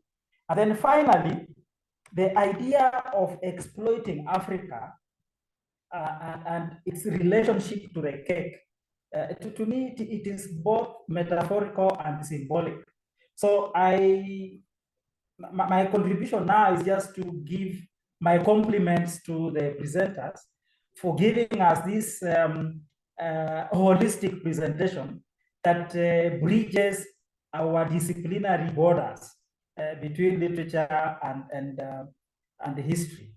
Yeah, thank you very much to the presenters and to the history department for giving us this fresh seminar. Thank you. Tom, as Tom picks it up, perhaps Mumia, the free meant that it was free to be grabbed, not free. People are free, not that people are free. Yes, Madam Tom. Yes, My voice is a bit lost, but thanks to Wangari and Sven. Sven, the last time you were here, I think you were launching a CD, so I thought you would have another one for me.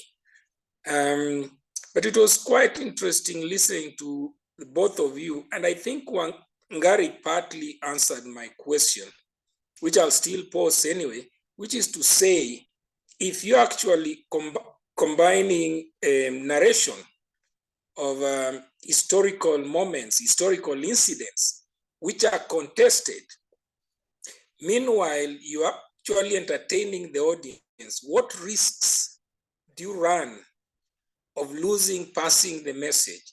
But that's very, very important. History is always contested, a single story. Let me just give you an example. I have grown up being told a story of the hare and the tortoise, and that the hare challenged the tortoise to a race. And the tortoise actually took up the challenge. And the tortoise then went for a meeting with the relatives and planted relatives along the route. And the hare ran the best race ever of its life, but the tortoise beat it. And that story is told as a story of challenging, cheeky, willful, and kind of overconfident people, confident people. But it's actually a story of cheating. I mean, it took me, I discovered this in a moment of reading in my office here where I am seated right now. That this is how children are taught to cheat, you know? So the double-edgedness of this story. So you are telling a story, and Sven's music is always making Professor Mbongi sleep. I saw him nodding his head. He wasn't nodding because he was listening to you. I think the music in the background that was making him sleep. How do you ensure you do not run the risk of losing the message, but also provoking the audience to understand that history is contested, and that one of the narrative strands of history is what you are giving? You started to answer that question, but I want to hear more on that. Thank you. And tell Sven that I'll look for him. Then we have Mwalimu Chule before, then we can have responses, and hope that Mwalimu Tom will not start cheating since he has discovered that he was taught how to cheat hard enough. I hope you can be able to hear me. Mengich, can you hear me? Closer. Okay, can you hear me now? Some technological challenge here. Can you hear me now? Hello? Yeah, you. Yes, we can. Okay, I have. Let me start by appreciating the presentation by both the Wangari and Sven. That's a very excellent way of, presenting the same thing but in a different methodology. I would like to start with the presentation that you did with the presentation that you touched on the DRC and the Great Lakes region in general. You talked about Belgium and the colonial aspect of it from Leopold and Lumumba and so on and so forth. Right now, the DRC, in addition to also the mobile, the phones and the minerals that are being used there, and we are using this technology to be able to actually communicate as we are doing right now. I would like to hear your views on how you think we can bring some sanity in the Great Lakes region right now, because we as a Department of History, we also host 2 programs at bachelor's level. One is called Armed Conflicts, and at the master's level, we call it Conflict and Peace. And of course, what is happening in the DRC then becomes our business. I would like to hear your views on how you think we can bring sanity into that region. Number 2, which may be related to number 1, is about repatriation of heritage material. We're talking about, because you touched on that, we're talking about museums and repositories in Europe, especially in Paris and London, the Louvre, and all these kinds of places. We have got material like art, we have got masks, we have got crafts, and all these kinds of things. How do we get this material back? I mean, we know that there have been attempts in, before to bring these things, and we have had, shall I call them, nonsensical arguments about why we can't have them back. What are your views about how we can get this material back? Number 3, I would like Wangari's views on how we can decolonize, because after you talked about the DRC, you then moved very quickly after you went out, and then you came back dressed differently. You came out and then you just made that transition after getting out and coming back from DRC to Kenya. You talked about Mukami, you talked about Kimathi and so on. And right now, 60 or so years after what we call independence, we are still colonized. How do we decolonize, for example, our culture, our heritage, governance, faith systems, religion, which is, in my view, one of the agents of continued colonizing? How do we colonize, for example, something like the justice system? You steal my goat, we go to court, we take 3 years to just get my goat back, and sometimes I don't even get it back. How do we colonize that? What are your views about these guys wearing sheepskin on their heads and these funny looking robes? What has that got to do with justice? How do we colonize these systems? Education, history. How do we decolonize our identities? For example, you are Wangari, but you're also something else. I mean, how do we Mobutu tried to decolonize identity by making it mandatory for the Congolese to have African names. But that's also, how do we do this? Asante sana.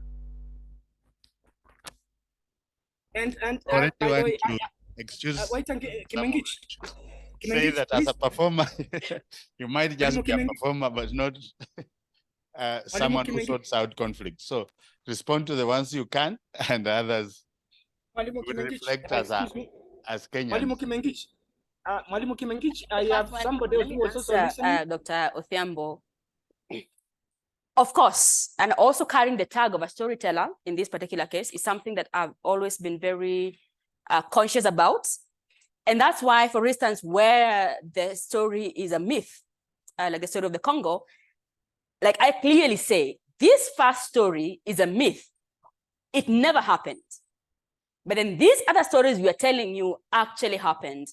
And I think it's very important to differentiate this and say, you know what, this is a myth, this is a real story. And also one of the reasons why we're also giving the references, that don't just take it as gospel truth here, also go and try and find out about that.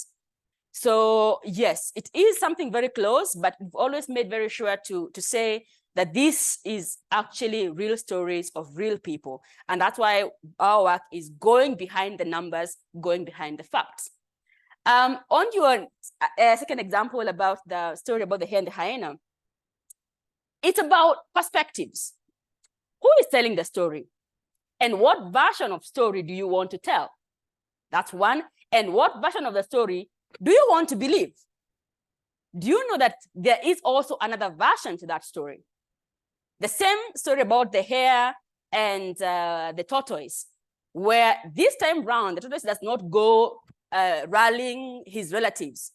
But what happens is, in this particular story, is that the hare is so confident that he runs and then he says, oh, I can't even see the tortoise. I mean, we've left him very far away. Let me have a nap. I mean, knowing how slow he is, probably I'll nap and wake up and continue and he won't be there. And the tortoise actually comes and sees the hare sleeping and continues with the journey. And when the hare is waking up, tortoise is already at the finishing line. And it's something about that I have learned to look at the different versions of stories, even as one who tells traditional stories. What versions are you telling? And right now, there's actually a whole debate among storytellers around the world about, should you change a story from the way you found it? And I've always been of the opinion that, yes, traditional stories should always be changed, because I don't think the way my grandparents had these stories are the same way they told their children and the way I should tell mine, because the context is also very different. And I give you an example with another story that is very common, the story about the hare and the hyena and planting carrots. And initially, the way that story ends is that the hyena realizes that the hare has been cheating him and jumps on him and kills him. That's how the traditional story ends. And I would tell this story for a long time until post-election violence happened in Kenya, and I realized, wow, is that not exactly what happened in Kenya after post-election violence? that when the hyenas realized, yeah, the hares have been treating us without, all these kinds of things, and in whatever way you don't want to look at it. So from that time, I actually changed the way, because I love the story. It's a very good story with very strong morals. So we changed the story. And the way I end that story nowadays is saying, the hyena realizes that the hare has actually been cheating. But then he also learns a lesson that now when he's picking friends, he has to pick friends that he can trust and not just jump and kill. So it's also a way that oral literature also needs to change with time, with the context. And also, as much as possible, even with this show, please look for other perspectives about colonialism and how it is. And don't just pick this and say, this speaks to me, I will pick it. Look for the different versions of the stories you're hearing, and then look for evidence to back them up. And also, just to add, maybe as a student of, I'm not a historian, but as a student of development studies, I can't answer about the people in the Congo. I think this question should actually be posed to them, because they're the ones who've gone through this. They're the ones who might know what they want to change in their country. So a question for them, I think. I think now is a challenge to the Department of History. You brought together two departments, and therefore the discussion can't end very soon. You have to look for another topic that is almost close to this and call us back. But what I would like to appreciate most is the idea that we have griots in West Africa, people who will tell stories, move around. In my own community, when someone dies, there's a historian who does a ceremony called Huswara Kumuse, and they tell stories. Now it means this tradition has not died. Wangari is here. She's picked it up. We can have more of you taking up that role of griots so that we share this important. Perhaps next time it will be about the history of engines, and you'll be narrating it in engineering department. So you don't have to just work within the arts and history. And that also tells you that there are many jobs for performers. It's upon you to decide where you're going to work. Thank you very much. And now I'll give back to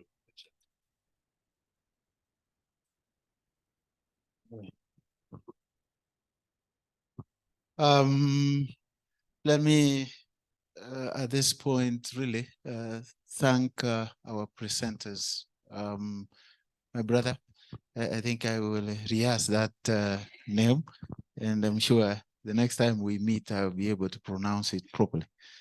Wangari, this conversation between me and Wangari started in a meeting where we were meeting historians from Colombia.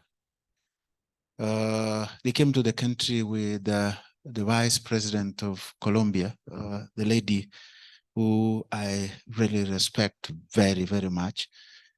And that is why I met Wangari. And as I spoke and as she spoke after the meeting, I said, seems like we were talking the same language.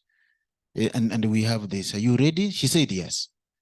And several months down the line, here we are.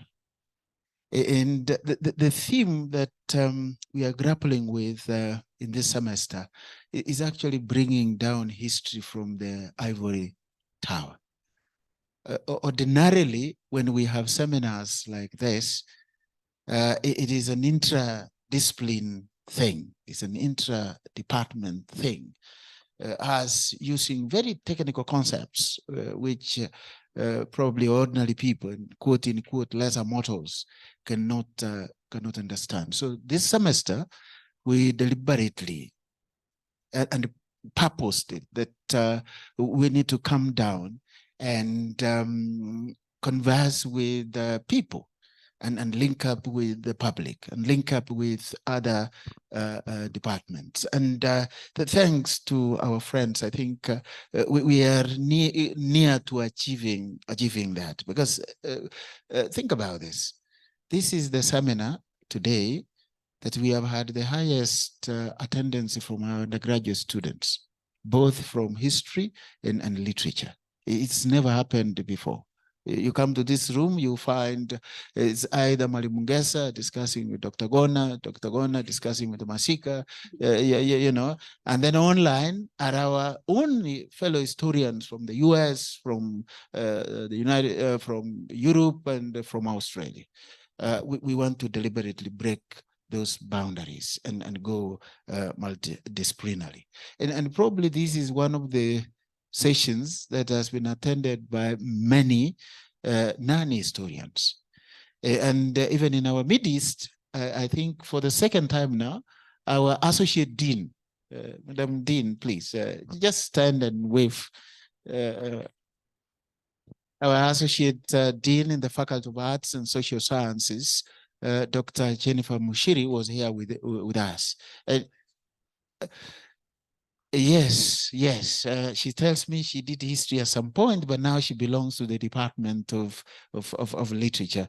And thanks, my friend Jennifer, for being with us and staying all the way. Probably this will be the best way to introduce CPC to the university. You know, we don't seem to be really thinking seriously about the direction the government is going. But if we went the way Grace and my brother here have taught us today, it would be the best way to introduce CPC to the university. So mine is thank you so much for coming, those who have come.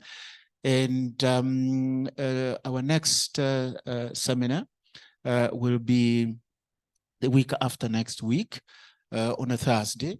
We will be having Professor David Anderson from Warwick, who will be speaking to us about the Kalenjin Traditional Institution. I'm sure you've seen our e-flyer. So please join us to listen to Professor Anderson and Professor Macharia Munene, my own teacher who used to be here and now is in USIU, will be the moderator and discussant of that session. And on that note, I want to thank my brother. I call him Felix. He doesn't like that. We call him Kimingichi Wapende.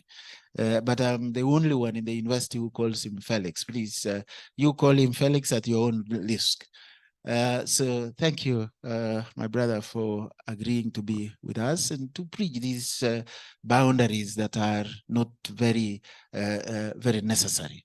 Every time I read, Yusuf Dawood, Paradise Lost, the historical, novel, it's like I'm reading history. Dr. Odhiambo talked about the changing meanings and interpretations of stories. We do that in history when we grapple with issues of change over time, causality or agency, complexity and context. Those are the issues that we grapple with. How, even when you are dealing with a fact, quote unquote, there's a way facts change with time and the way different historians look at the same event or the same incident. So literature and history were one. Let's come together and continue with this conversation. Thank you and God bless you all.